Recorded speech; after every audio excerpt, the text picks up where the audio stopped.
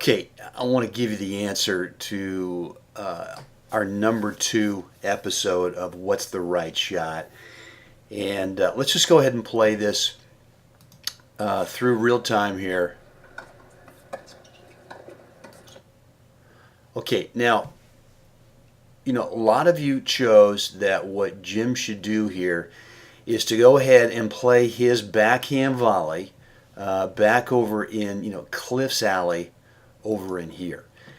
And, one of the things that's tough for what Jim's got right now is, stroke mechanic wise, he's not set up to be able to, really get a good clean backhand volley stroke over to that spot in Cliff's alley.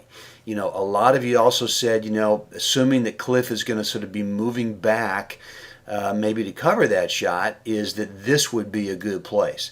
And I agree. Assuming that, Cliff does move back, that, going back in the middle over here would be great. But, the other thing is, again, look at Jim's setup. And Jim's setup is such that, his stroke mechanics right here are really geared towards naturally playing the volley back here deep. Or if he's anticipating that Cliff is going to back up a little bit, into the middle of his service line, or, right in here to cover, is that this shot, the little dropper right in here, is going to be wide open. And, that's exactly what he does. And you can see Cliff over here going back to cover. You can see Greg, he can't do much until he sees what Greg here can't do much until he sees what Jim does. And so, there's the drop volley. Jim's got great hands. It's executed perfectly.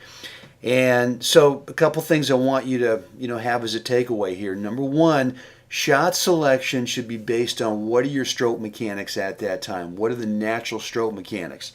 And, if we back this up and you look at Jim's natural stroke mechanics right before he plays this shot, he really can't go back to this alley.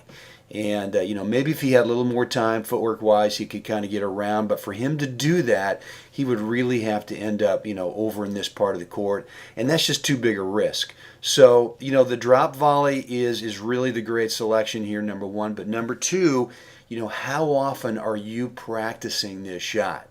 And, it should be on a weekly basis. You should be able to get out there, have someone feed you a regular volley, and then, the same looking ball comes in and you play a drop volley. Just get some targets out there. All right, let's go ahead and just run this through real time. In fact, I'm going to stop the voiceover, and then I'm going to run it through real time and then slow-mo a couple times for you.